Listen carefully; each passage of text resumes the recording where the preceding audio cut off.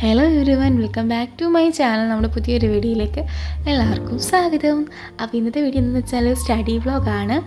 അപ്പോൾ നമ്മുടെ വീഡിയോ ആദ്യമായിട്ടാണ് കാണുന്നതെങ്കിൽ എല്ലാവരും സബ്സ്ക്രൈബ് ചെയ്യണം ഇഷ്ടപ്പെടുകയാണെങ്കിൽ. അപ്പോൾ രാവിലെ എണീച്ചു, ബ്രഷൊക്കെ ചെയ്തു, എന്നിട്ടൊന്ന് ഫ്രഷപ്പൊക്കെ ആയതിനു ശേഷം നമുക്ക് ബാക്കിയുള്ള കാര്യങ്ങളൊക്കെ ഒന്ന് പ്ലാൻ ചെയ്യണം.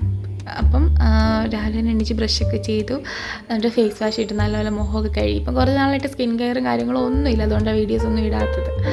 എന്നിട്ട് അതൊക്കെ കഴിഞ്ഞിട്ട് വന്നിട്ട് നമ്മൾ റൂമൊക്കെ ആകെ പടുകുളമായിട്ട് കിടക്കുക. പിന്നെ ഞാൻ വിചാരിച്ചൊന്ന് മടക്കിയൊക്കെ വെച്ചിട്ട് താഴോട്ട് പോകാമെന്ന്. പിന്നെ പോയിട്ട് എല്ലാം അടുക്കി പറക്കി, ആദ്യം എല്ലാം പറക്കി താഴെ ഇട്ടു. എന്നിട്ട് പതപ്പൊക്കെ എടുത്ത് നന്നായിട്ട് വിരിച്ചു. ഇപ്പം മെയിനായിട്ട് വീഡിയോസ് ഇടാത്തതിൻ്റെ കാരണം എന്ന് വെച്ചാൽ എനിക്ക് വയ്യ ഒന്നാമത്, എൻ്റെ കൂടെ രണ്ടാമത്തെ കാര്യം മടി. ഇതൊക്കെ കൊണ്ടാണ് നമ്മൾ വീഡിയോ ഇടാത്തത്. അപ്പോൾ വീഡിയോ സ്കിപ്പ് ചെയ്യാതെ കാണണേ. പിന്നെ റൂമൊക്കെ വൃത്തിയാക്കിയതിന് ശേഷം ഞാൻ അതൊക്കെ തുറന്ന് വെളിയിലോട്ട് ഇറങ്ങി. ഇപ്പം പ്രഗ്നൻ്റ് ആയിട്ടിരിക്കുന്നതുകൊണ്ട് തന്നെ നമുക്ക് പെതിയെ ഇറങ്ങാൻ പറ്റത്തുള്ളൂ ഈ സ്റ്റെപ്പൊക്കെ. പിന്നെ പെതിയെ ഇറങ്ങി നമ്മൾ വെളിയിൽ ചെന്നു. പിന്നെ താഴെ വന്നതിന് ശേഷം പിന്നെ ഒരു ചായയൊക്കെ കുടിച്ചു. പിന്നെ നമുക്കിന്നിവിടെ ബ്രേക്ക്ഫാസ്റ്റിന് ഇടിയപ്പവും കടലക്കറിയും ചായയുമായിരുന്നു. പിന്നെ ഏത്തയ്ക്ക പുഴുങ്ങിയതും ഉണ്ടായിരുന്നു. അതൊക്കെ കഴിച്ചതിന് ശേഷം ഞാൻ മുകളിലോട്ട് പോയി.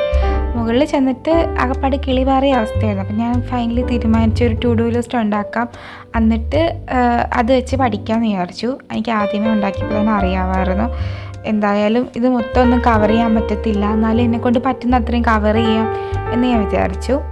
പിന്നെ ആദ്യം തന്നെ തൊഴിൽവീതി വന്നിട്ടുണ്ടായിരുന്നു, അപ്പോൾ അതിനകത്തുനിന്ന് കുറച്ചൊക്കെ പഠിച്ചു. അതിനുശേഷം ഞാൻ ഫസ്റ്റ് പഠിച്ച ടോപ്പിക് എന്ന് പറഞ്ഞാൽ സ്വാതന്ത്ര്യസമരവും മഹാത്മാഗാന്ധിജിയും. അതിനകത്തുനിന്ന് മൊത്തം സത്യാഗ്രഹമൊന്നും പഠിക്കാൻ പറ്റിയില്ല.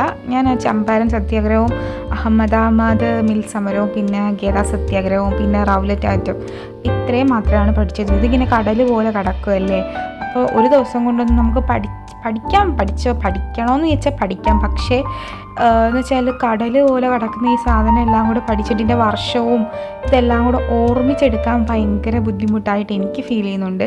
അപ്പം ഞാൻ വിചാരിച്ചു കുറേശ്ശെ പഠിക്കാം, എന്തായാലും തുടങ്ങുമല്ലേ. കുറേ നാൾ കൊണ്ട് പഠിക്കാതിരുന്നിട്ട് വീണ്ടും പഠിക്കാൻ തുടങ്ങുമ്പോൾ അതിൻ്റേതായിട്ടുള്ള ഭയങ്കര ബുദ്ധിമുട്ടുണ്ടാകും. അതിൻ്റെ കൂടി ഇപ്പോൾ വയ്യാതെയും കൂടി ഇരിക്കുന്നതുകൊണ്ട് എല്ലാം റീസ്റ്റാർട്ട് ചെയ്തെടുക്കണ്ടേ. അപ്പം ഞാൻ വിചാരിച്ചു അതിനകത്തുനിന്ന് ഓരോ ടോപ്പിക്കിന് അതൊന്ന് കുറേശ്ശെ പഠിച്ച് കവർ ചെയ്യാമെന്ന് വിചാരിച്ചു. അങ്ങനെ പിന്നെ സ്വാതന്ത്ര്യസമരവും മഹാത്മാഗാന്ധിയും എന്നുള്ള ടോപ്പിക്ക് എടുത്തു. ഫസ്റ്റ് ഞാൻ അതാണ് പഠിച്ചത്. എന്നിട്ട് അതിനകത്തുനിന്ന് ഒരു 4 എണ്ണം എടുത്ത് 4 ടോപ്പിക്ക് അതിനകത്തുനിന്ന് എടുത്തിട്ട് ആ 4 എണ്ണം കവർ ചെയ്യുകയാണ് ഞാൻ അന്ന് ചെയ്തത്. എനിക്ക് പണ്ട് മുതലേ ഉള്ള സ്വഭാവമാണ് ഇങ്ങനെ നമുക്കിപ്പോൾ ടെക്സ്റ്റ് ബുക്കൊക്കെ വായിക്കുന്നതിനോടൊപ്പം തന്നെ ഇങ്ങനെ എഴുതുകയും കൂടെ ചെയ്യണം. ഞാൻ ഇങ്ങനെ ഇമ്പോർട്ടൻ്റ് ആയിട്ടുള്ളതല്ലാത്തതും എല്ലാം ഇങ്ങനെ എഴുതും. കാരണം എന്ന് വെച്ചാൽ എനിക്കിങ്ങനെ എഴുതി പഠിച്ചില്ലെങ്കിൽ എൻ്റെ മനസ്സിലിങ്ങനെ നിൽക്കത്തില്ല.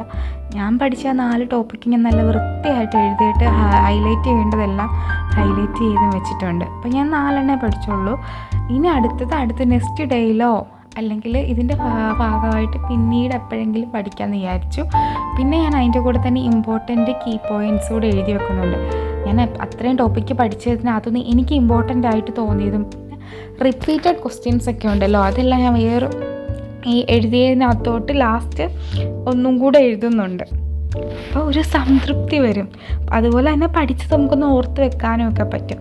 അതുപോലെ തന്നെ ഈ സത്യാഗ്രഹങ്ങളൊക്കെ ഒരുപാട് ഉള്ളത് കൊണ്ട് അതിൻ്റെയൊക്കെ വർഷമൊക്കെ ഓർത്ത് വെക്കാൻ ഭയങ്കര പാടാണ്. അപ്പം അതുകൊണ്ട് എല്ലാം കൂടെ ഒരു ദിവസം പഠിക്കുന്നത് പോസിബിളായിട്ട് എനിക്ക് തോന്നിയില്ല. അതുകൊണ്ട് ഞാൻ പഠിച്ചില്ല. പിന്നെ ഇതുപോലെ ഒരു സ്റ്റിക്കി നോട്ട് എടുത്തിട്ട് ആ സത്യാഗ്രഹങ്ങളുടെ എല്ലാ വർഷം ഒന്ന് പെട്ടെന്ന് ഓർക്കാൻ വേണ്ടി ഞാനിങ്ങനെ എഴുതി വെച്ചിട്ടുണ്ട്. എന്നിട്ട് ആ ടോപ്പിക്ക് ഞാൻ അവിടെ അവസാനിപ്പിച്ചു. കാരണം ഞാൻ 4 എണ്ണേ പഠിക്കുന്നുള്ളൂ എന്ന് വിചാരിച്ചാൽ 4 എണ്ണവും പഠിച്ചിട്ടുണ്ട്.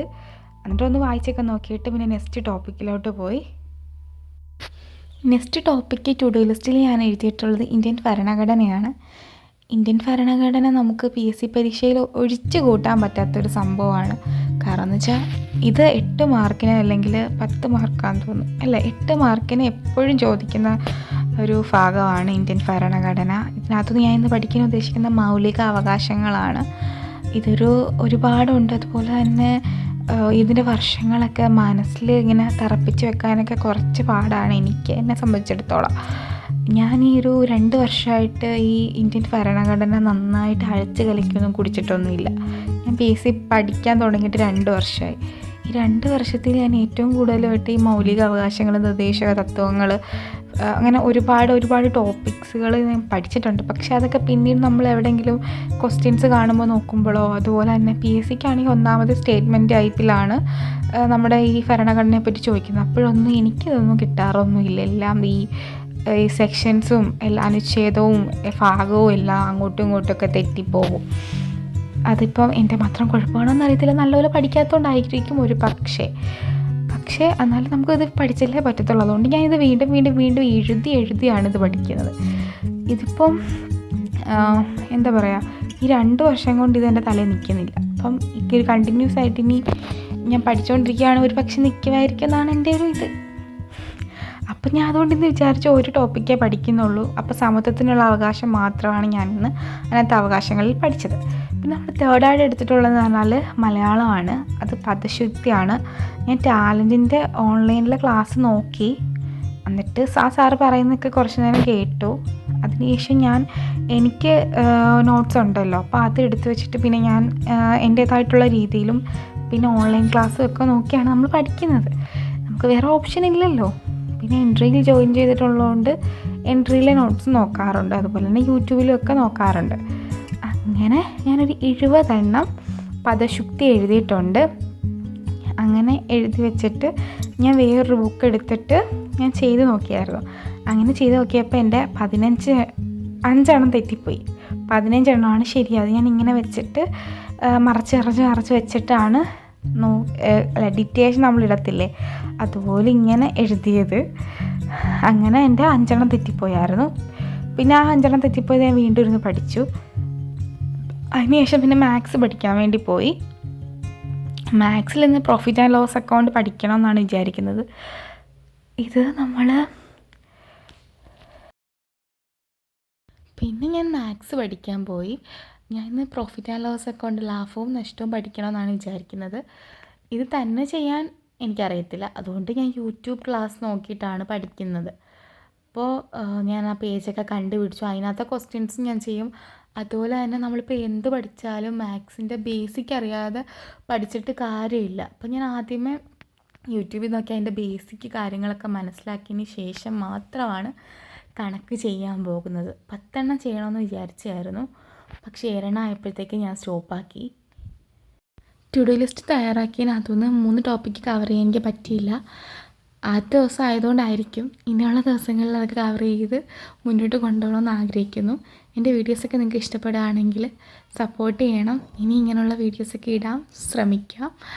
അപ്പോൾ മറ്റൊരു വീഡിയോയിൽ കാണുന്നത് വരെ എല്ലാവർക്കും tata bye bye, see U.